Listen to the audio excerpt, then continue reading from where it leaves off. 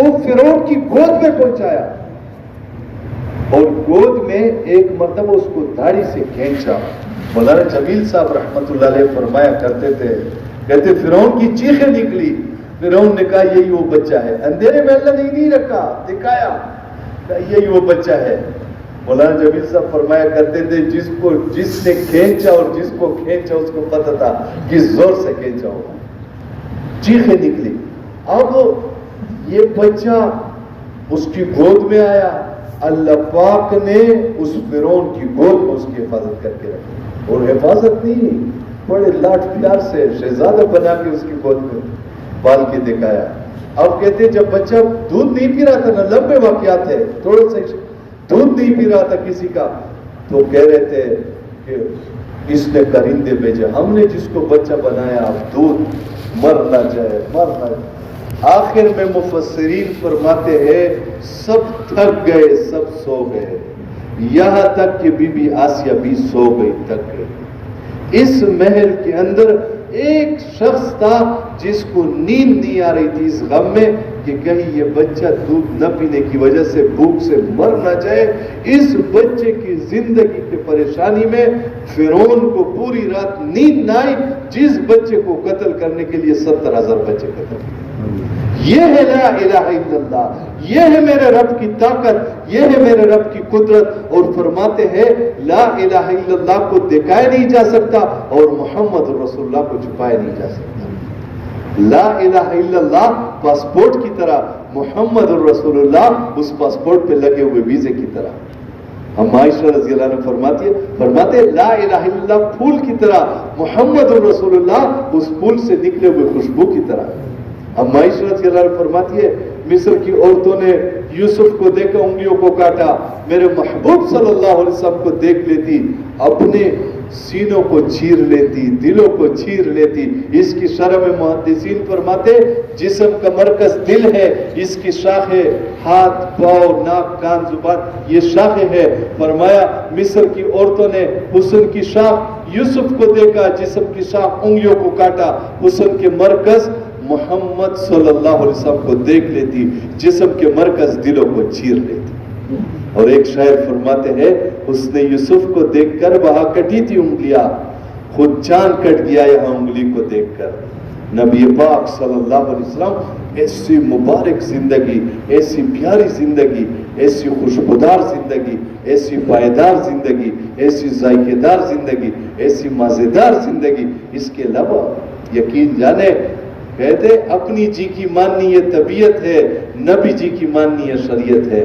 ہم نے طبیعت پہ نہیں چلنا, ہم نے شریعت پہ چلنا ہے, ہم نے نبی جی کی ماننی ہے. اور فرماتے اس اگر دنیا دارالامتحان ہے تو اس امتحان میں وہ پاس ہے جو نبی جی کے پاس ہے, جو نبی جی سے دور ہے وہ تو فیل ہے.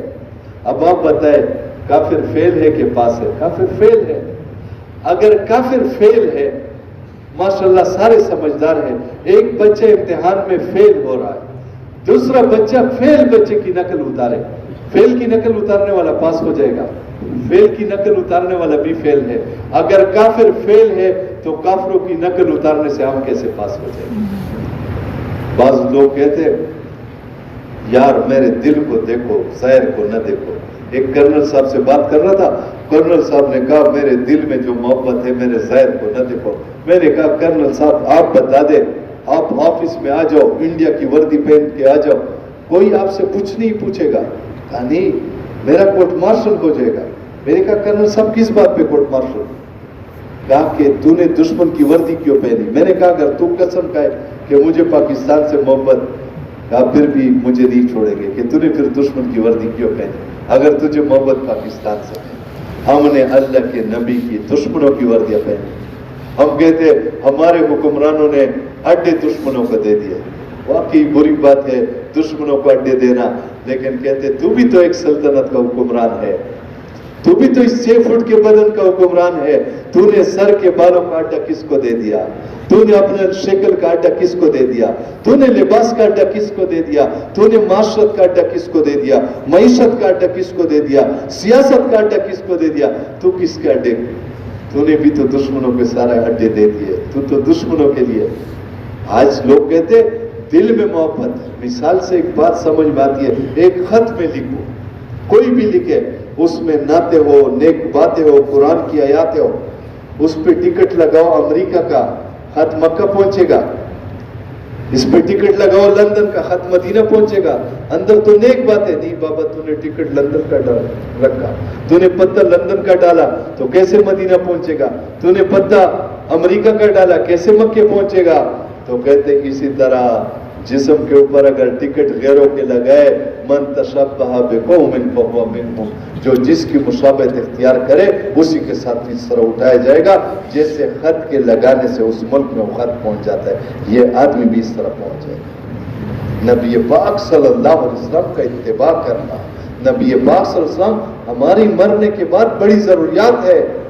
موت کس چیز کا نام ہے؟ آج تو ہم قبروں پہ لکھ لیتے آخری آرام گاہ. بابا کس کو پتہ یہ آرام گاہ ہے کہ علام گاہ ہے، عذاب گاہ ہے؟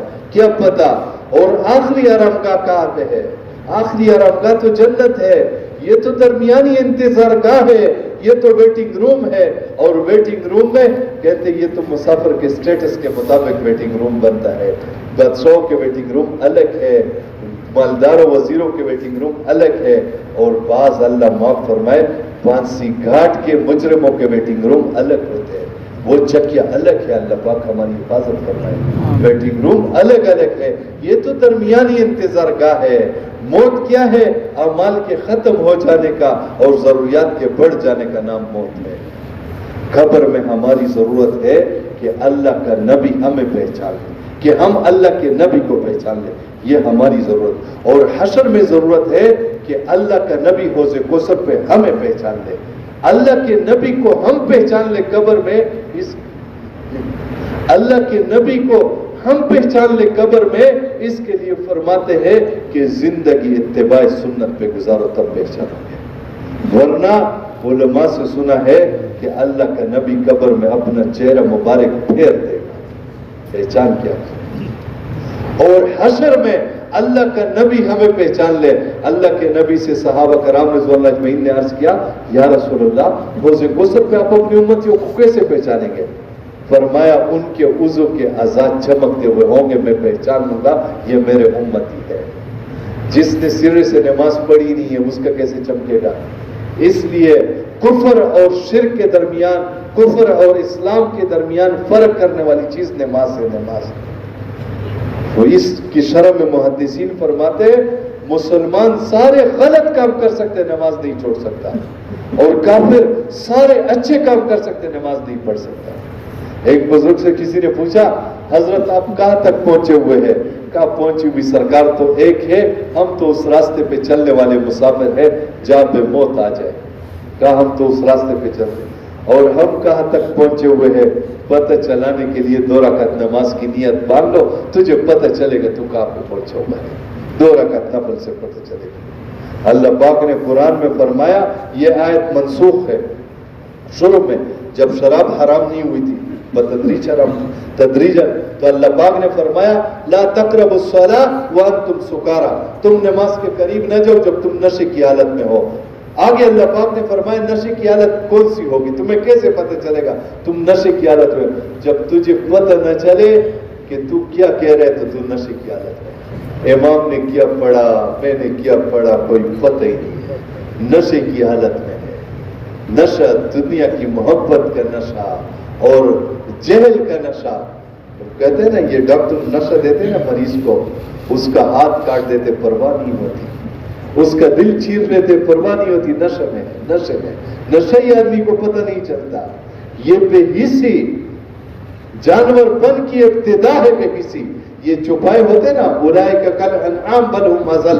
اللہ پاک فرماتے یہ جانور بلکہ جانوروں سے بدتر. فرماتے جانور پن کی ابتدا یہ چوپائے، یہ بیڑ بکری بھینس گائے دمبے، یہ جانور یہ کیا ہوتے ہیں؟ ان کا دودھ لوگ پیتے، گھر لوگ استعمال کرتے، گوشت کھاتے، فائدے ہی فائدے، لیکن نہ کسی کو کاٹتے نہ کسی کو نقصان دیتے. لیکن کیا ہے؟ یہ بے حس ہوتے ہیں. 10 کو ذبح کرو، 11ویں کو پانی ملے، چارہ ملے، یا اپنی خوراک کہے گا، پرواہ نہیں کرے گا میرے 10 کی طرف. بے حسی پن جو ہے یہ جانور پن کی ابتدا ہے. اور جانور پن سے نکلنے کے لیے اللہ پاک کی معرفت والا علم ہے، اللہ پاک کو پہچاننا ہے۔ اللہ پاک والا علم کثرت روایات کا نام نہیں ہے۔ ترجمان سنت میں بدر عالم میٹھی صاحب رحمۃ اللہ علیہ نے لکھا ہے، امام مالک رحمۃ اللہ علیہ کا قول پہلی جلد میں، کہ علم کثرت روایات کا نام نہیں، علم تو دل کے نور کا نام ہے۔ وہ نور دل میں آ جائے گا تو حرام اور حلال کا پتہ چل جائے گا۔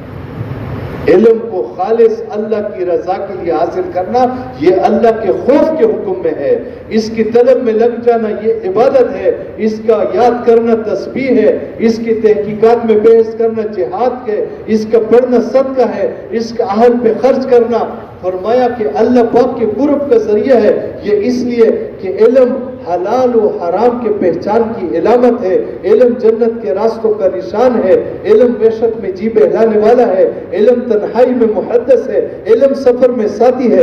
اس علم کی وجہ سے اللہ پاک ایک جماعت علماء کو بلند مرتبہ کرتا ہے کہ وہ ایسے امام ہوتے ہیں کہ ان کے نشان قدم پہ چلا جائے، ان کے رائے کی طرف رجوع کی جائے، ان کے افعال کا اتباع کی جائے، اور فرشتے علماء سے دوستی کرنے کی رغبت کرتے ہیں، اپنے پھروں کو علماء کے اوپر برکت کے حصول کے لیے یا محبت کے اظہار کے طور پر اپنے پھروں کو علماء کے اوپر ملتے ہیں، اور علماء کے لیے ہر خشک و تر چیز دنیا کی دعائیں مغفرت کرتی ہے، یہاں تک کہ سمندروں میں مچھلیاں، جنگل کے چوپائے اور درندے اور سانپ اور بچھو تک دعائیں مغفرت کرتے ہیں۔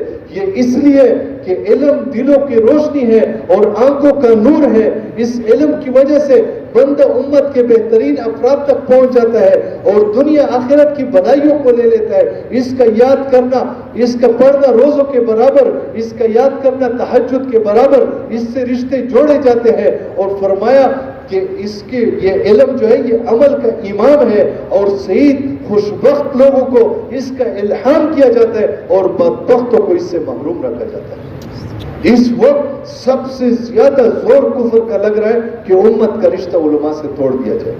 فتاوی عالمگیری میں لکھا ہے کہ جو کسی عالم سے بغیر شرعی عذر کے بغض رکھے اس کا کفر میں جانے کا اندیشہ ہے۔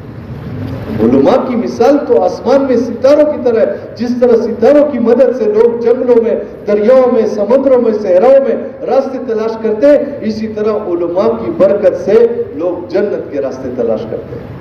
ہمیں پتہ کچھ نہیں، ہم نے فرض کر لیا ہمیں سب کچھ آتا ہے۔ بلال رضی اللہ عنہ نبی پاک صلی اللہ علیہ وسلم کے پاس آئے، کھجور لے کے آئے۔ دیکھیے پوچھنا، بلال رضی اللہ عنہ جب آئے نبی پاک صلی اللہ علیہ وسلم نے پوچھا بلال یہ کھجور کیسے آئی؟ عرض کرنے لگے یا رسول اللہ میرے پاس ادنا کھجور تھی، ادنا قسم کی مثال تھی، تو وہ میرے پاس مثال کے طور پر 2 کلو تھی، تو یہ 1 کلو یعنی مثال یہ 1 کلو یعنی آدھا یہ تھی، وہ دگنی تھی، تو میں آپ کی خدمت میں کھجور لا رہا تھا تو میں نے سوچا اعلیٰ کھجور لے آؤ، تو یہ وہ کھجور میں نے دیکھی، یہ کھجور لے لی۔ تو نبی پاک صلی اللہ علیہ وسلم نے فرمایا بلال آپ نے عین سودی معاملہ کیا۔ مفتی تقی عثمانی صاحب فرماتے ہیں مفتیان کرام صرف تعبیر نہیں بتاتے، تدبیر بھی بتاتے۔ یوسف علیہ السلام نے خواب کی تعبیر نہیں بتائی، تدبیر بھی بتائی، کہا مفتیان کرام پھر مسئلہ تدبیر بھی بتاتے۔ اللہ کے نبی صلی اللہ علیہ وسلم نے فرمایا کہ بلال آپ اس طرح کرتے، اس کھجور کو بیچتے اور ان پیسوں سے آپ یہ کھجور لیتے۔ تو لوگ اکثر کہتے ہیں نا یار یہ تو ایک ہی چیز ہے، اس میں کیا فرق ہوا؟ ہمارے مولانا مکی صاحب مدیزل اولالی اللہ ان کو صحت دیتے، مکہ حرم میں درس دیتے، اس سے کسی نے کہا بابا فرق نہ دیکھو، اللہ کے حکم کو دیکھو، ایسا نہ ہو کل کہنا شروع نہ کر دو بیوی اور بہن میں کیا فرق ہے، بیوی اور ماں میں کیا فرق ہے؟ بیوی حلال ہے، ماں حرام ہے، بچی حرام ہے، بہن حرام ہے، اسی طرح سود حرام ہے، تجارت حلال ہے۔ فرق کو نہ دیکھو، اللہ کے حکم کو دیکھو، علماء سے پوچھ پوچھ کے زندگی گزارو۔ اور انہی علماء کو اللہ پاک نے فرمایا فَاسْأَلُوا أَهْلَ الذِّكْرِ إِن كُنتُمْ لَا تَعْلَمُونَ، پوچھ لو اہل ذکر سے اگر تم نہیں جانتے۔ اہل ذکر سے مراد اہل علم ہے۔ فرمایا کہ معاذ بن جبل رضی اللہ عنہ نے اللہ کے نبی صلی اللہ علیہ وسلم سے عرض کیا یا رسول اللہ اعمال میں بہترین عمل کون سا ہے؟ فرمایا اے معاذ تمہیں اس حال میں موت آ جائے کہ تیری زبان اللہ کے ذکر سے تر ہو، یہ اعمال میں بہترین عمل ہے۔ اللہ کے نبی صلی اللہ علیہ وسلم نے فرمایا اپنے دل کو 3 جگہوں پہ تلاش کرنا، 3 جگہوں میں دل نہ لگے تو تیرا دل مر گیا ہے، اللہ سے دوسرا دل مانگ۔ اللہ کی یاد کی محفل ہے، تیرا دل نہ لگے، قرآن کی تلاوت میں دل نہ لگے، اللہ کے ذکر میں تنہائی میں دل نہ لگے، تیرا دل مر گیا، اللہ سے دوسرا دل مانگ لے۔ یہ ڈاکٹر کارڈیالوجسٹ جو ہوتے ہیں دل کے ڈاکٹر، یہ کہتے ہیں گلوبل اٹیک، اگر 3 مین آرٹریز ہے دل کے، وہ 3 مین آرٹریز بلاک ہو جائے تو اس کو گلوبل اٹیک بولتے، اس میں 90% لوگ کی موت واقع ہو جاتی ہے یا اپاہج ہو جاتے ہیں۔ کہا جس طرح یہ مین آرٹریز ہے 3، اس طرح روحانی لائن کی 3 چیزیں جب یہ بلاک ہو جائے تو دل مر گیا، اس دل کو زندہ کرنا ہے، اللہ پاک کی یاد سے اللہ پاک کو یاد رکھنا ہے۔ اور میرے بھائی دوستو، حقوق تو جانوروں کی بھی ہوتے ہیں، حق کی بات نہیں۔ آج تو اللہ معاف فرمائے، ہم ایک ہی کشتی کے مسافر، آج تو ہم اپنے بہنوں کا حصہ کھا جاتے تھے۔ ہم پٹھان کہتے وہ بہن کو حصہ اس لیے نہیں دیتا کہ زمین پرائیوں میں چلی جائے گی۔ ظالم، جب تیری بہن پرائیوں میں رشتہ ہو رہا تھا اس وقت تو تیری غیرت نہیں جاگی تھی، اب زمین کو ہڑپ کر رہا ہے۔ کہتے ہیں حقوق تو جانوروں کے بھی ہوتے ہیں، حقوق تو سانپ اور بچھو کے بھی ہے، مسلمان کے تو اکرام کا حکم ہے۔ کہا کہ حقوق تو دیکھیں، سانپ جس کے مارنے کا حکم ہے، بچھو اس کو آپ آگ کے اندر جلا نہیں سکتے، اس کو اذیت دے دے کے مار نہیں سکتے کہ پہلے ایک پاؤں نکال نہ، بس اس کو مار دو۔ حق تو بچھو کا بھی ہے، سانپ کا بھی ہے، مسلمان کا تو اکرام ہے۔ اور صحابہ کرام رضوان اللہ اجمعین کہتے ایک ہے انصاف، ایک ہے اکرام، ایک ہے ایثار۔ ہم نے تو انصاف کو اکرام بنا دیا۔ ہمارے ساتھی کہتے ہیں کہ اکرام اس کو بولتے اپنا حق دبا کے دوسرے مسلمان بھائی کا حق دینا۔ ہم عرض کرتے اس کا حق دینا، وہ تو نے انصاف کیا، اکرام تو کیا ہی نہیں ہے، تیرا حق تو دبا ہی نہیں ہے، اس کو اپنا حق دے دیا، تیرا کون سا حق دب جائے، اس کو حق سے زیادہ دینا، یہ اکرام ہے۔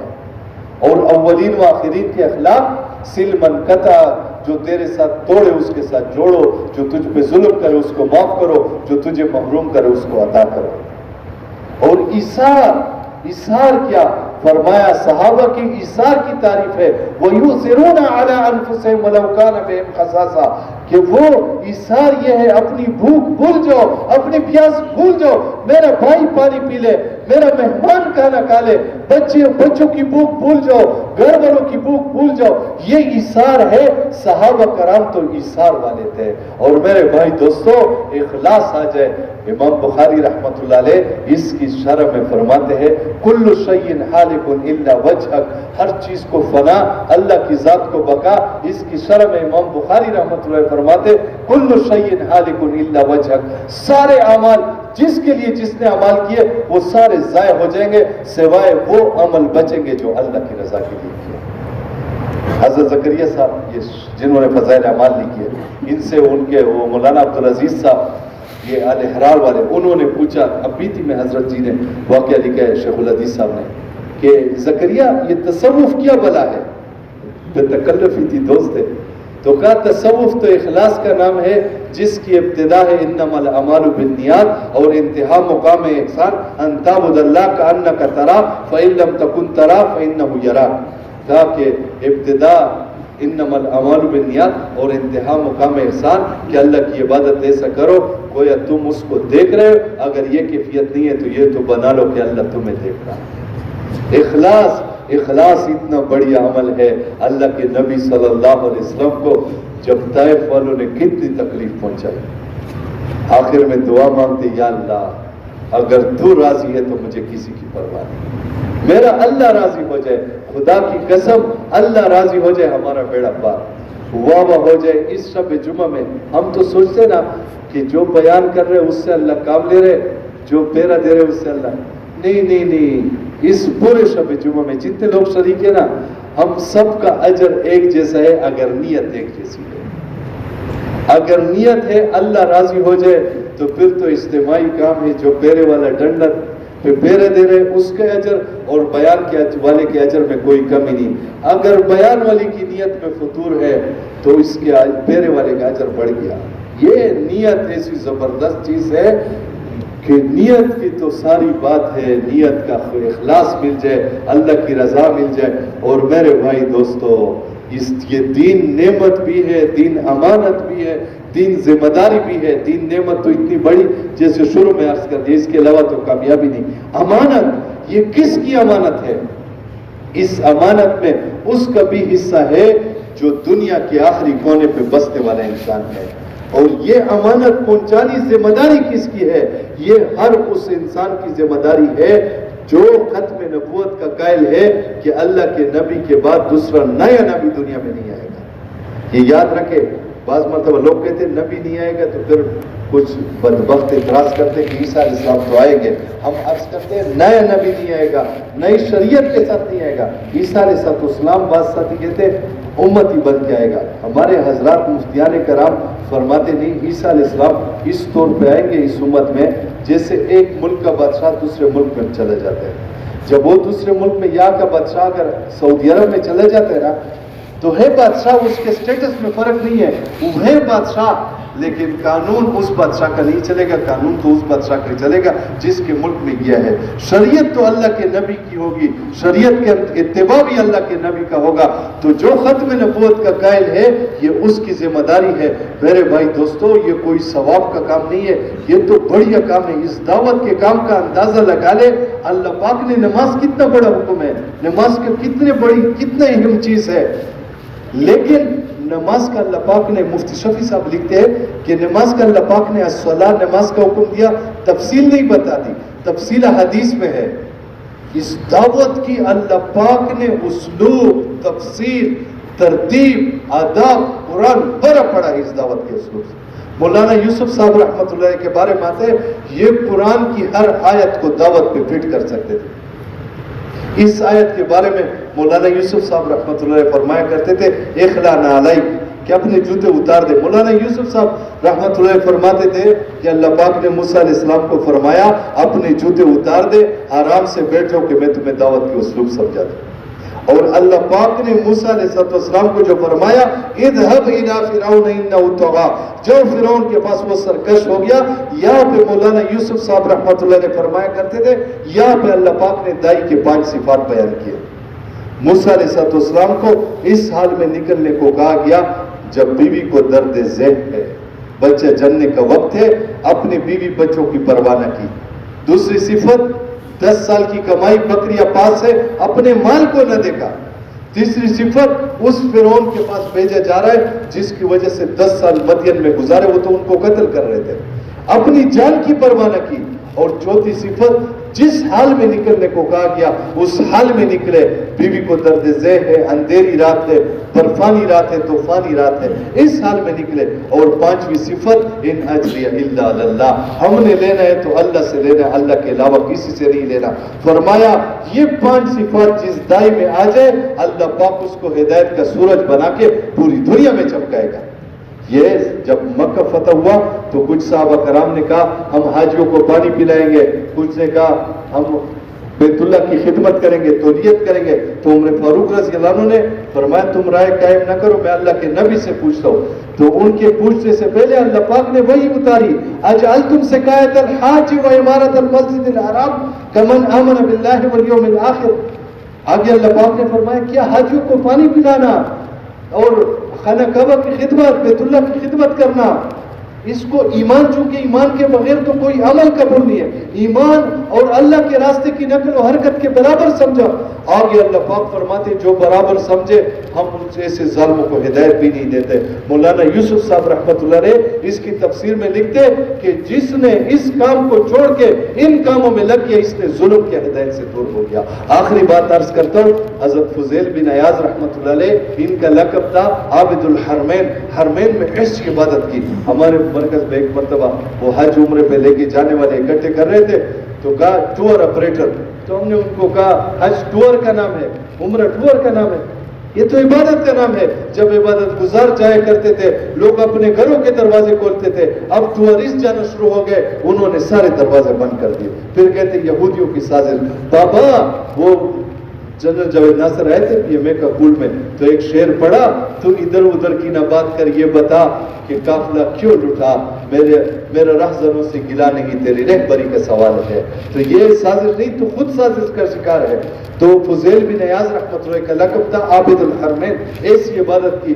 تو انہوں نے عبداللہ بن مبارک رحمۃ اللہ علیہ، امام بخاری کے استاذوں کے استاذ، ان کو وہ 6 مہینے اللہ کے راستے کی نقل و حرکت میں اور 6 مہینے درس و تدریس، لاکھوں کا مجمع ہوتا تھا ان کے حلقے درس میں، تو ان کو دعوت دی کہ آپ بھی آ جاؤ۔ تو ان کو اشعار لکھے، کہا یا عابد الحرمین لو ابصرتنا لعلمت انک بالعبادت تلعب، من کان یخدب خده بدموعه فنخورنا بدمائنا تتخدب، او کان یتعب خیله فی باطل فخیولنا یوم الصبیحة تتعب، ریح الابیر لکم ونحن عبیرنا رحج السنابک والغبار الاطیب۔ آگے بھی اشعار ہے، پہلے شعر کا صرف بیان کرتا ہوں، یہ میں نے نہیں، کسی اور نے نہیں، امام بخاری کے استاذوں کے استاذ عبداللہ بن مبارک کے اشعار ابن عساکر نے نقل کیے۔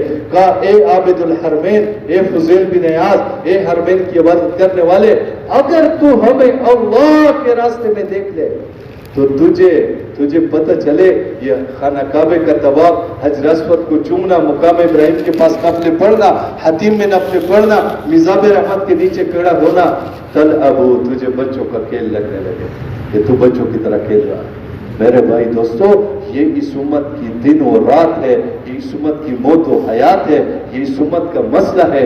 یہ اگر اس امت کو نمازی بننا تھا، روزے دار بننا تھا، تو قرآن میں ابراہیم علیہ السلام کے حج کے واقعات ہیں، روزے کے واقعات ہیں، موسیٰ علیہ السلام کے نمازوں کے واقعات ہیں، سارے انبیاء کے دعوت کے واقعات ہیں، کیونکہ اس امت سے اللہ پاک نے نبیوں والا کام لینا تھا۔ اس کے لیے فرماتے ہیں، ایک تو یہ جیسے شروع میں عرض کیا، جم کے بعد سنی، اب تشکیل میں بھی بیٹھنا ہے، جیسے عرض کر دیا کہ پانی نہیں پلا سکتے، گڑے نہیں توڑ دیں، جا نہیں سکتے ہمارے مجھ میں نہیں توڑ دیں۔ یہ اب فرمائے کون بھائی نقد 4 مہینے اور چلے کے لیے تیار ہے، نقد اللہ پاک کے راستے میں نکلنے، ماشاءاللہ کون بھائی تیار ہے؟ کب وہ گھڑی آئے گی کہ میں اللہ کے راستے میں نقد جاؤں گا؟ دیکھیں ملکوں کے ملک اور لاکھوں اور کروڑوں انسان اور اربوں انسان بغیر کلمے کے چلے گئے۔ صرف چین کی اتنی آبادی ہے ہمارے پڑوس میں، 7 ارب آبادی، جتنے پورے دنیا میں مسلمان ہیں، ایک چین کی آبادی اس سے زیادہ، اور اکثریت دہریے ہے، خدا کو بھی نہیں مانتے، خدا کو بھی نہیں جانتے ماشاءاللہ۔ اور بھائی مولانا سید احمد خان صاحب فرمایا کرتے تھے کہ جو اس حال میں یہ حال ہو دین کا اور محنت نہ کرے، یہ زبان حال سے اس پہ راضی ہے کہ اللہ کا دین مٹتا ہے تو مٹے، میں تو نہیں کروں گا۔ اور فرمایا کرتے رہے حضرت جی مولانا یوسف صاحب کہ محنت اور قربانی ہوگی تو دین چمکے گا، اور دین بعد میں چمکے گا، محنت والے پہلے چمکیں گے، اور محنت سننے والے بھی تو پھر نفع ہوتا ہے۔ ضروری نہیں ہے کہ نیک آدمی کی بات کا نفع پہنچتا ہے ہم جیسے گناہگاروں کا، نہیں، یہ بات نہیں ہے۔ امام احمد بن حنبل رحمۃ اللہ علیہ کے بارے میں آتے ہیں، ایک مرتبہ دعا مانگ رہے تھے، فرما رہے تھے یا اللہ ابوالحسن پہ رحم فرما، ابوالحسن پہ رحم فرما۔ کسی نے پوچھا حضرت یہ ابوالحسن کون تھے؟ فرمانے لگے جب مجھے معتصم باللہ کے دور میں امام صاحب کو 36 کوڑے لگے اور کہہ رہے تھے وہ 2 کوڑے ہاتھی کو لگ جاتے تو ہاتھی گر جاتا۔ امام صاحب فرماتے ہیں 70 سال سے اوپر عمر تھی، اور فتنہ خلق قرآن یہ بڑا فتنہ تھا معتزلیوں کا، بنو عباس کے دور میں یہ تھا۔ اس فتنے کے خلاف اللہ پاک نے، امام صاحب نے کام لیا، امام صاحب اس فتنے کے خلاف کھڑے ہوئے تھے، پورے بنو عباس کی حکومت کے خلاف یہ کھڑے تھے۔ تو یہ شیطان وسوسے ڈالتا ہے، شیطان کے پاس کوئی ہتھکڑی نہیں ہے، کوئی اور چیز نہیں ہے، شیطان نیک کاموں میں وسوسے ڈالتا ہے، بیان میں بھی دل میں وسوسے ڈالتے ہیں، یہ کام نیک کاموں میں۔ تو امام احمد بن حنبل رحمۃ اللہ علیہ فرمانے لگے کہ میرے دل میں شیطان نے وسوسہ ڈالا کہ امام صاحب تو ابھی بوڑھا ہے، ان کوڑوں کا تحمل نہیں کر سکے گا، اور اس طرح ہے تیرے دل سے حق کو کوئی نکال نہیں سکتا، بس خاموش ہو جاؤ۔ علماء فرماتے ہیں اس وقت امام احمد بن حنبل رحمۃ اللہ علیہ خاموش ہو جاتے، اس فتنے نے امت مسلمہ کے اندر سرعیت کر جانا تھا۔ تو کہتے میں اسی کشمکش میں تھا، میرے سامنے ایک آدمی آیا، کہا امام صاحب مجھے جانتے ہو؟ کہتے نہیں میں تو آپ کو نہیں جانتا، آپ کون ہو؟ کہا میں ابو الحسم ہوں. تو کہتے میں نے کہا ابو الحسم کون؟ کہا امام صاحب بغداد کا سب سے بڑا ڈاکو ابو الحسم میں ہوں. اور امام صاحب یہ جو تو کوڑے 36 کہے گا، میں نے یہ کوڑے 18,000 مرتبہ کہے ہیں. اور امام صاحب ان کوڑوں کے ڈر سے میں نے غلط کام ڈاکے نہیں چھوڑے. امام صاحب تو حق پہ ہے، حق کو چھوڑنا نہیں. امام صاحب فرمانے لگے ایک ڈاکو کی بات نے میرے ایمان کو تازہ کر دیا. تو فرماتے ہیں اگر کہنے والا ڈاکو ہو، سننے والے امام وقت ہو، پھر بھی اخلاص ہو، طلب ہو، ادب ہو، فائدہ ہوگا دونوں کو، جانے بین کو. نبی پاک صلی اللہ علیہ وسلم پہ شروع میں جب وہی نازل ہوتی تھی آپ دہراتے تھے، دہرانے کی کوشش کہ بھول نہ جاؤ. تو اللہ پاک نے فرمایا لا تحرک به لسانک ان تعجل به، کہتے کہ آپ اپنی زبان مبارک کو حرکت نہ دیجیے، یاد کرانا ہمارا کام. یہاں پہ مفسرین نے ایک نقطہ نکالا ہے کہ جس انسان کے اندر، جس ایمان والے کے اندر دو چیزیں ہو جائے، ادب ہو، طلب ہو، اللہ پاک اس کو دین کا فہم دے دے گا، دین کی سمجھ دے دے گا. وقت پہ یہ بات یاد آ جائے گی. اور دین کی بات کو طلب کے ساتھ سننا، ان لوگوں کی اللہ پاک نے تعریف فرمائی فبشر عباد الذین یستمعون القول فیتبعون احسنا، کہتے ان بندوں کو خوشخبری سنا دیجئے جو بات کو توجہ سے سنتے ہیں اور پھر عمل کرنے کا وقت آتے تو بہترین طور پہ عمل کرتے ہیں. آگے اللہ پاک فرماتے اولئک الذین ھداھم اللہ واولئک ھم المہتدون.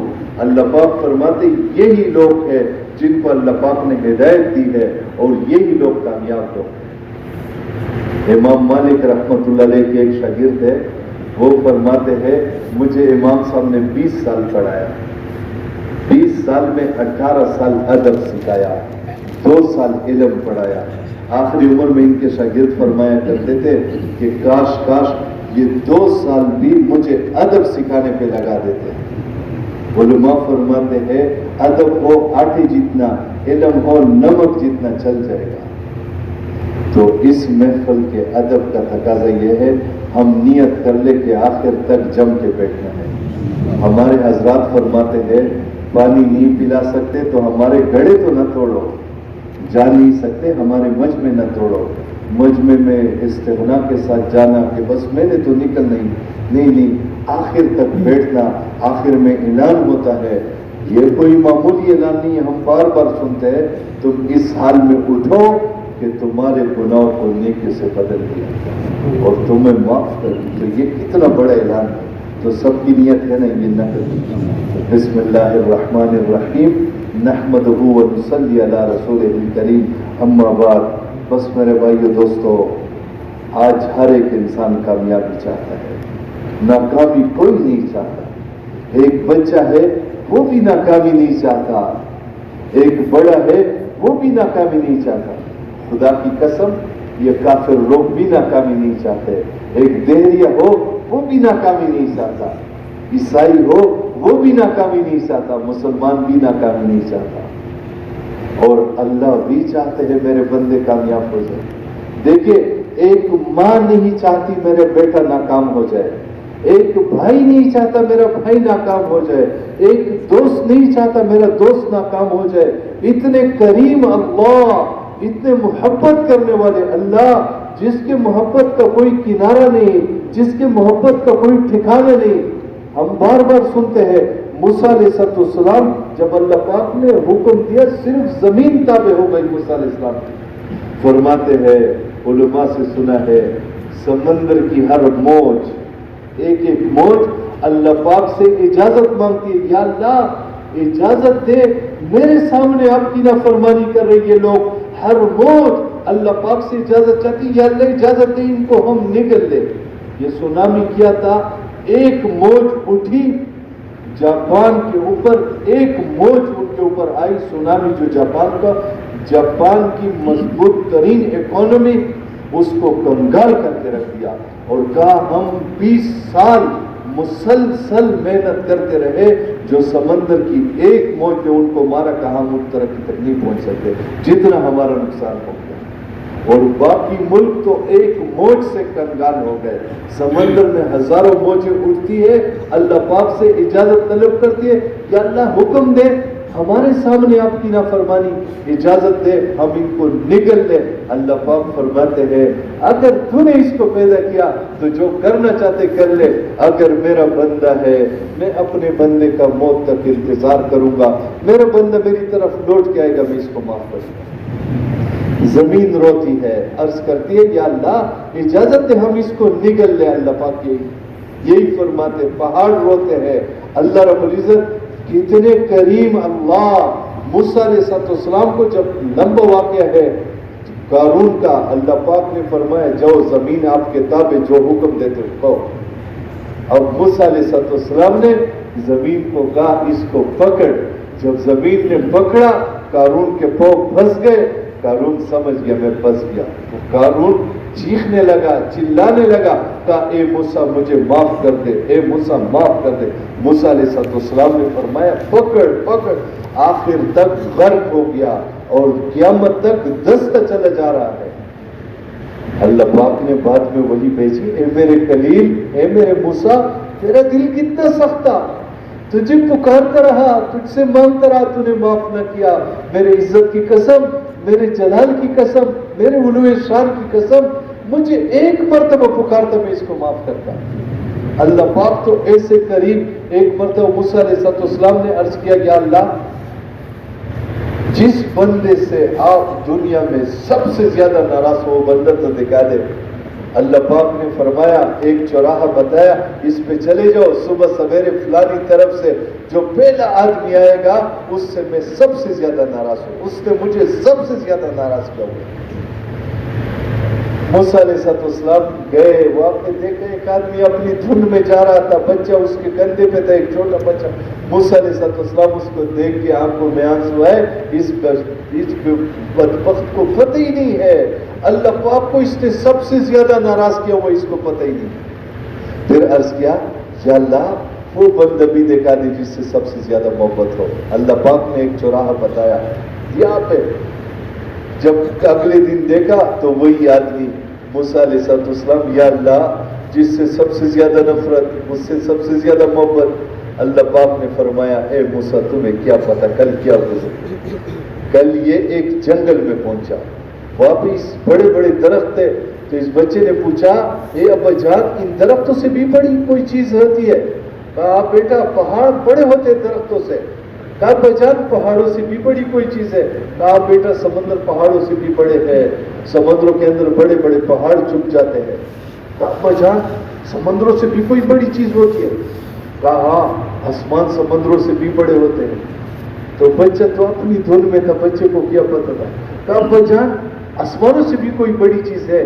کہا ہاں بیٹا تیرے ابا کے گناہ یہ آسمانوں سے بھی بڑے ہیں.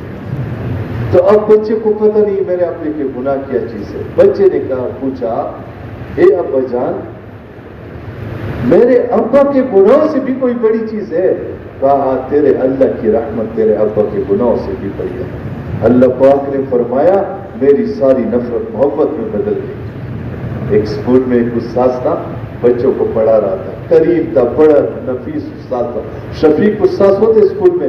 بچوں کو کہا بیٹو اگر کوئی غلطی ہے نا کاپیاں نکالو, کسی کی غلطی ہے تو وہ خود بتا دے میری اتنی غلطیاں ہیں, تو میں ویسے وہ سزا کے طور پہ زور سے نہیں ماروں گا, آہستہ ماروں گا, لیکن بتا دے. کوئی کہتا تھا استاد جی میری 2 غلطیاں, کوئی کہتا 3 غلطیاں. ایک بچہ خاموش تھا.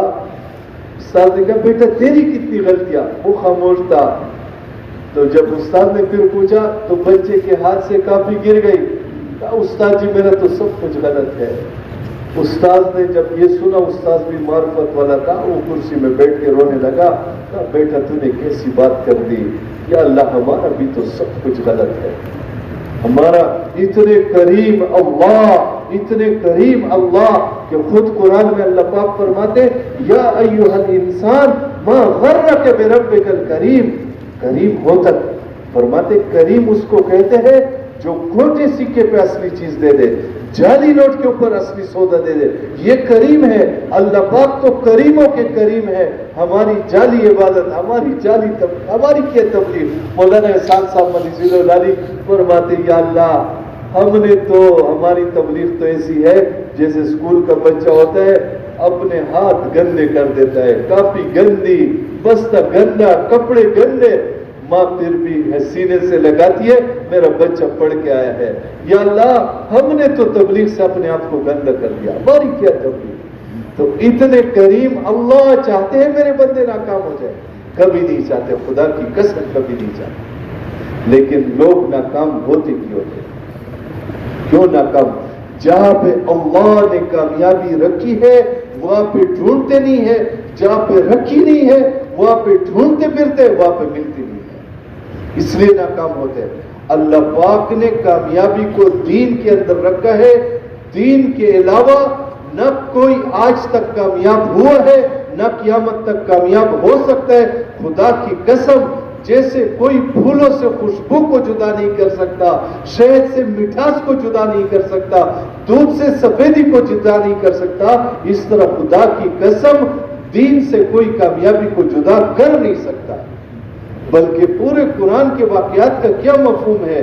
بے دین انسان, فرماتے بے دین انسان کو فرعون کی حکومت دے دو, نمرود کی سلطنت دے دو, قارون کے خزانے دے دو, قوم عاد کی طاقت دے دو, قوم سمود کی صنعت و حرفت دے دو, قوم سبا کے باغات دے دو, قوم شعیب کی منڈیاں دے دو, قوم نوح کی اکثریت دے دو, خدا کی قسم بے دین انسان پھر بھی ناکام. اور دیندار انسان اگر اس کی گردن اسماعیل علیہ السلام کی طرح چھری کے نیچے آ جائے, اور دیندار انسان کو کوئی آپ کے اندر پھینک دے ابراہیم علیہ السلام کی طرح, اور دیندار انسان کوئی کنویں کے اندر پھینک دے یوسف علیہ السلام کی طرح, اور دیندار انسان جیل میں چلا جائے یوسف علیہ السلام کی طرح, اور دیندار انسان کرنٹینہ میں, ہمارے یہ کورونا کے دن تھے تو 15 دن کے کرنٹینہ سے ڈرتے تھے. جماعت والے وہ ہمارے مرکز میں آتے تھے, یہاں پر بھی آتے ہوں گے, وہ آتے تھے وہ کرنٹینہ میں ڈالتے 15 دن کا کرنٹینہ. ایوب علیہ السلام 18 سال کرنٹینہ میں رہے. 18 سال ایسی بیماری تھی سوائے بیوی کے کوئی پاس نہیں تھا. 18 سال کوئی ایسی بیماری میں چلا جائے, دیندار انسان, خدا کی قسم دیندار انسان پھر بھی کرتا ہے. بے دین انسان کو دنیا کی کامیابی کیا ہے؟ دنیا کی کامیابی, فرماتے دنیا کی کامیابی راحت, چین, سکون, عزت کا ملنا یہ کامیابی ہے. مال کا ملنا کامیابی نہیں ہے, عہدے کا ملنا کامیابی نہیں ہے, کرسی کا ملنا کامیابی نہیں ہے. ان چیزوں کے اندر سکون کدھر ہے؟ بلکہ مثال دیتے ہیں, مچھلی کو کوئی نکال دے سمندر سے, پانی سے, اور وزیر اعظم کی کرسی پہ رکھ دو, اس کو سکون ملے گا؟ وزیر اعظم کی کرسی پہ تڑپے گی. کوئی سمجھدار کہے اچھا یہاں پہ تڑپ رہی ہے نا, اس کو بادشاہ کے بیڈ پہ سلا دیتے, وہاں پہ اس کو سکون مل جائے گا. بادشاہ کے بیڈ پہ بھی تڑپے گی, تڑپ تڑپ کے مر جائے گی, اس وقت تک سکون نہیں ملے گا جب تک پانی نہ ملے. خدا کی قسم, جیسے مچھلی کے لیے اللہ پاک نے راحت, چین اور سکون کا سامان پانی میں رکھا ہے, اس انسان کے لیے راحت, چین اور سکون کا سامان دین کے اندر ہے, دین کے علاوہ ملتا ہے. اور دین زندگیوں میں آتا ہے, ہر محنت سے نہیں. ہمارے ساتھ یہ اعلان کرتے ہیں کہ دین زندگیوں میں محنت سے آئے گا. ہم عرض کرتے ہیں ہر محنت سے دین نہیں آتا. ہر محنت سے گندم گھر میں آ سکتی ہے, ہر محنت سے چاول آ سکتے ہیں, ہر محنت سے کوئی انجینئر بن سکتا ہے, ہر محنت سے کوئی ڈاکٹر بن سکتا ہے, ہر محنت سے کوئی وکیل بن سکتا ہے. جن محنتوں کو سمجھانے کے لیے نہ کوئی نبی آیا, نہ ولی آیا, نہ صحابی آیا, ان محنتوں کی ترتیب ہے. جن محنتوں کو سمجھانے کے لیے انبیاء آئے اور براہ راست وحی کی نگرانی میں محنت ہوئی, وہ اپنے طور پہ محنت کرنے سے دین آ جائے گا؟ کبھی نہیں. بلکہ اپنے طور پہ محنت کرنے سے, فرماتے ہیں اخلاص کی وجہ سے جنت مل سکتی ہے, لیکن دین نہیں آئے. کتنے نعرے لگے, بنو امیہ نے نعرہ لگایا, بنو امیہ اٹھے, کہا حکومت ہمیں دے دو, دنیا میں امن لائیں گے, اسلام کو نافذ کریں گے, حکومت دے دو. حجاج کو فل پاور دے دی عبد الملک بن مروان نے, 1,60,000 تبا تمیم کو قتل کر دیا, دین نہیں لا سکے.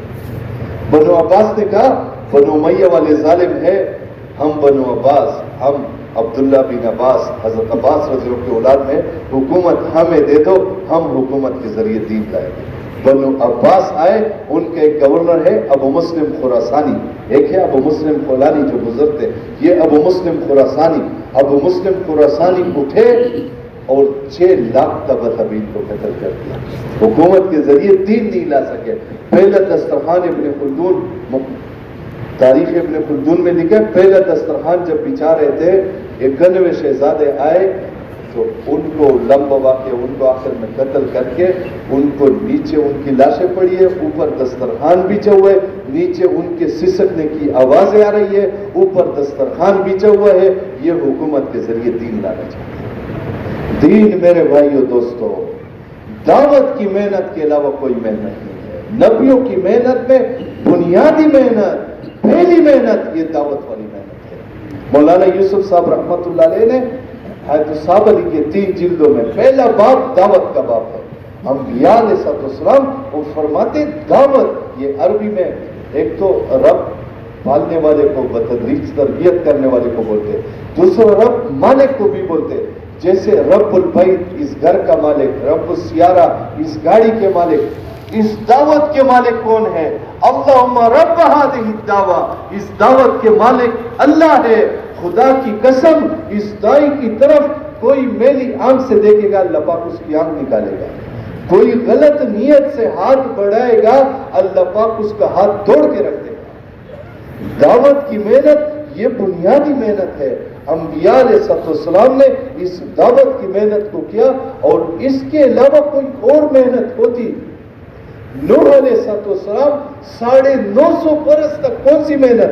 نوح علیہ السلام خود اللہ پاک کو اپنی کارگزاری سناتے، یا رب انی دعوت قومی لیلا و نہارا۔ علماء جانتے ہیں یہاں پہ معرفہ کا صیغہ نہیں ہے، لیلا و نہارا نکرہ کا صیغہ ہے۔ نکرہ کا صیغہ معرفہ کا صیغہ ہوتا تو یہ ہوتا کہ دن کا کوئی خاص وقت ہے جو میں نے ان کو دعوت دی، رات کا کوئی خاص پہر تھا، نہیں، لیلا و نہارا، یا اللہ میں نے دن کا کوئی حصہ نہیں چھوڑا، رات کا کوئی حصہ نہیں چھوڑا جو میں نے ان کو دعوت نہ دی ہو۔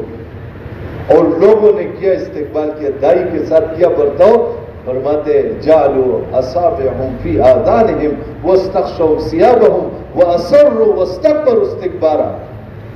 کہتے نوح علیہ السلام جب پیدا ہو گئے بچپن میں بڑے حسین تھے، سر مبارک بڑا تھا، لوگ دیکھنے کے لیے آتے تھے، کہتے تھے یہ چہرہ، یہ اتنا پیارا حسین چہرہ ہے، یہ اتنا خوش قسمت بچے کا چہرہ ہے، یا یہ بچہ بادشاہ بنے گا یا سردار بنے گا۔ جب دعوت کی محنت شروع کر دی، جعلوا اصابعهم فی آذانہم، کہ اس کی آواز بھی سنائی نہ دے، واستغشوا ثیابہم، اور کپڑا چہروں پہ لٹکاتے تھے اس کی شکل بھی دکھائی نہ دے۔ یہ استقبال تھا دعوت کی محنت۔ 950 برس کوئی اور دوسرا پروگرام ہوتا تو اللہ پاک نوح علیہ السلام کو معاذ اللہ فرماتے ٹھیک ہے اس پروگرام کو نہیں مانتے تو یہ دوسرا پروگرام چلاؤ۔ اور جتنے انبیاء آئے ایک نقشے میں نہیں ہے، مختلف نقشوں میں۔ کوئی فرعون جیسے ظالم بادشاہ کے پاس آئے، کوئی نمرود جیسے بادشاہ کے پاس آئے، کوئی قوم عاد جیسی مضبوط قوم کے پاس کوئی نبی آیا، کوئی نبی آیا قوم سمود کے پاس، اور قوم شعیب کی منڈیوں میں نبی آیا۔ ہر نبی کو نقش مختلف کام ایک دیا، دعوت والی محنت۔ اور فرماتے پہلے انبیاء کو تو ایک نقشے کے خلاف محنت کرنی پڑی، نبی پاک صلی اللہ علیہ وسلم کو تو سارے نقشوں کے خلاف، اور کام ایک دیا، یہ دعوت والی محنت ہے۔ یہ اتنا بڑھیا کام ہے، اتنا اونچا کام ہے، اس سے بڑھیا کوئی کام ہوتا نا، اللہ پاک اس کام کے ساتھ نبی پاک صلی اللہ علیہ وسلم کو نسبت دیتے، قل هذه سبیلی ادعو الی اللہ علی بصیرۃ انا ومن اتبعنی۔ یہاں پہ علی بصیرۃ سے مولانا سید احمد خان صاحب رحمۃ اللہ علیہ فرماتے تھے کہ پورے یقین کے ساتھ اس کام اور دعوت۔ دیکھیں نبی پاک صلی اللہ علیہ وسلم کو اللہ پاک فرماتے آپ فرما دیجئے میرا راستہ ہے، لوگوں کو بلانا یہ میرا کام ہے۔ تو مفسرین فرماتے ہیں آپ نے تو نمازیں بھی پڑھی، روزے بھی رکھے، حج بھی کیا، باقی کام بھی کیے، لیکن یہی میرا کام، یہ تو وہ نماز ہے، وہ روزہ۔ تو اس کی مثال دیتے ہیں، یہ ایسے جیسے ایک آدمی سے کوئی پوچھے آپ کیا کام کرتے ہیں؟ تو وہ کہتے ہیں میں ڈاکٹر ہوں. تو اگلا پوچھتے ہیں ڈاکٹر صاحب آپ کھانا نہیں کھاتے، آپ کے بیوی بچے نہیں ہیں، آپ پانی نہیں پیتے، آپ سوتے نہیں ہیں؟ وہ کہتے ہیں یہ سارے کام کرتا ہوں. تو آپ تو کہتے ہیں میں ڈاکٹر ہوں. تو وہ کیا کہے گا؟ وہ کہے گا انسان زندگی میں جتنے کام کرتا ہے جب اپنے تعارف کے لیے کوئی کام لے کے آتا ہے تو جو اس کی زندگی میں سب سے بڑھیا کام ہوتا ہے اس کو لے کے آتا ہے، اور اس دعوت کے کام سے بڑھیا کام کوئی ہے نہیں. اللہ پاک نے خود فرمایا وَمَنْ أَحْسَنُ قَوْلًا مِّمَّنْ دَعَا إِلَى اللَّهِ وَعَمِلَ صَالِحًا وَقَالَ إِنَّنِي مِنَ الْمُسْلِمِينَ. اس سے بڑھیا، اس سے اعلیٰ، اس سے عرفہ، اس سے اونچی بات کس کی ہو سکتی ہے؟ جو لوگوں کو اللہ کی طرف بلائے. نبی پاک صلی اللہ علیہ وسلم کے صحابہ میں ایک صحابی گولڈ میڈلسٹ ہے. ہمارے ہاں ہوتے ہیں نا وہ ڈاکٹر کہتے ہیں فلانا ڈاکٹر گولڈ میڈلسٹ ہے، فلانا انجینئر، فلانا وکیل. صحابہ میں بھی ایک صحابی گولڈ میڈلسٹ ہے. اس کو اللہ کے نبی نے گولڈ، سونے کی ڈلی انعام میں دی. یہ میڈل کس بات پہ دیا؟ یہ صحابی آئے، انہوں نے دعا کے لیے ہاتھ اٹھائے اور اللہ کی تعریف کرنے لگے. یا من لا تراہ العیون، اے وہ ذات کی آنکھ تجھے دیکھ نہیں سکتی، ولا تخالطہ الظنون، سوچ والوں کی سوچ تجھ تک پہنچ نہیں سکتی، ولا یصفہ الواصفون، تعریف کرنے والے تیری تعریف کر نہیں سکتے، ولا تغیرہ الحوادث، دنیا کے حادثات تیرے اندر تغیر لا نہیں سکتے، ولا یخشى الدوائر، دنیا کے انقلابات، دنیا کے سٹرائکس تجھے ڈرا نہیں سکتے. یعلم مثاقیل الجبال، اور یا اللہ پہاڑوں کے اوزان کو آپ کو پتا، ومکائیل البحار، سمندر کے پیمانوں سے آپ واقف، وعدد قطر الامطار، بارش کے قطروں کی تعداد سے آپ واقف، وعدد ورق الاشجار، درختوں کے پتوں کی تعداد سے آپ واقف، وعدد ما اظلم علیہ اللیل، یا اللہ جن چیزوں پہ رات آتی ہے آپ ان کی تعداد سے واقف، واشرق علیہ النہار، اور جن چیزوں پہ دن کا اجالا آتا ہے آپ اس سے واقف، ولا تواری منہ سماء سماء، اور یا اللہ ایک آسمان کی موٹائی آپ سے دوسرا آسمان کو چھپا نہیں سکتی، ولا ارض ارضا، ایک زمین دوسرے زمین کو آپ سے چھپا نہیں سکتی، ولا بحر ما فی قعرہ، سمندر کی تلیوں میں جو کچھ آپ سے چھپا ہوا نہیں ہے، ولا بحر ما فی قعرہ ولا جبل ما فی وارہ، پہاڑوں کے سرنگوں میں جو کچھ ہے وہ آپ سے چھپا ہوا نہیں ہے، آپ کے سامنے ہے. پھر دعا مانگی. اللہ کے نبی نے جب دعا سے فارغ ہوئے ان کو سونے کی ڈلی دی. پوچھا کس بات میں نے دی؟ عرض کیا شاید میری آپ کی رشتہ داری ہے. فرمایا نہیں، رشتہ داری کا بھی حق ہے، لیکن آپ نے اللہ کی بڑائی ایسے بیان کی میرا دل خوش ہو گیا. اللہ پاک کی بڑائی کو بیان کرنا، قرآن کے اندر نبیوں کے واقعات مولانا ظاہر شاہ صاحب رحمۃ اللہ فرمایا کرتے تھے یہ اللہ کے کارنامے ہیں، اس کو بیان کرنا. اللہ پاک نے اذا اراد شیئا ان یقول له کن فیکون، جس چیز کا ارادہ اللہ پاک فرما لے اس کو فرماتے کن ہو جا فیکون، پس وہ کام ہو جاتا ہے. اللہ پاک کے ارادے کا نام موجود ہے. قوم سمود نے ناممکن بات رکھ دی صالح علیہ السلام سے کہ اس پہاڑ سے اونٹ نہیں نکلے، گابن اونٹ نہیں نکلے. پہاڑ سے اونٹ نہیں اور گابن اونٹ نہیں، پہاڑ سرک کیا، اونٹ نہیں نکلی، گابن اونٹ نہیں نکلی، ان کے سامنے بچا دیا. یہ ہے لا الہ الا اللہ. زکریا علیہ السلام نے بی بی مریم کے پاس وہ موسمی پھل دے کے، اس موسم کا پھل تھا نہیں، پوچھا یہ کہاں سے؟ بی بی مریم نے کہا یہ تو اللہ پاک کی طرف سے. تو فرماتے دعا کے لیے اوقات ڈھونڈو، دعا کے لیے کچھ لمحات ہوتے قبولیت کے، وہ لمحات میں قبولیت ہوتی ہے. بعض مرتبہ ربانی لہریں چلتی ہے، قبولیت کے لمحات ہوتے. زکریا علیہ السلام نے جب دیکھا وہ موسم کے پھل بی بی مریم کو اللہ پاک نے دیے، تو زکریا علیہ السلام انسان کا پھل کیا ہے اس کی اولاد. زکریا علیہ السلام نے اپنی طرف توجہ کی، یا اللہ میں بھی تو بے موسمہ ہو گیا، میرا بڑھاپا آ گیا، جوانی گزر گئی، میرے پھل آنے کا موسم ختم ہو گیا، بیوی بھی باج ہے، یا اللہ پھل آنے کا موسم نہیں ہے کہ ہمارا پھل لگ جائے. لیکن یقین کے ساتھ دعا، یا اللہ جب بھی ہم نے آپ سے مانگا شقیہ، کبھی بھی ہم مایوس نہ ہوئے، آپ سے مانگ کے ہم کبھی مایوس نہ ہوئے. اللہ پاک نے خوشخبری دی کہ تمہیں بچہ ہوگا. اب زکریا علیہ السلام یہ اطمینان قلب کے لیے، جیسے ابراہیم علیہ السلام نے اطمینان عرض کیا اللہ مجھے بچہ ہوگا. اب فرماتے ہیں کہ زکریا علیہ السلام کو اللہ پاک نے فرمایا تجھے بچہ ہوگا، نام یحییٰ ہوگا، نشانی کیا تو 3 دن تک بات نہیں کر سکے گا، صبح شام اللہ کا ذکر کرے۔ ابراہیم علیہ السلام بی بی سارہ دروازے میں کھڑی ہے، مرد کی اس چیز کی سب سے بڑی گواہ اس کی بیوی ہوتی۔ جب لوط علیہ السلام کے قوم پہ عذاب کے لیے فرشتے آئے، پہلے ابراہیم علیہ السلام کے مہمان بن کے پھر جا رہے تھے، قرآن میں لمبا واقعہ ہے۔ تو جب کہا کہ آپ کو بچہ دینے کی خوشخبری کے لیے ہم آئے ہیں، تو بی بی سارہ نے وہ ماتھے کو پھول مارا۔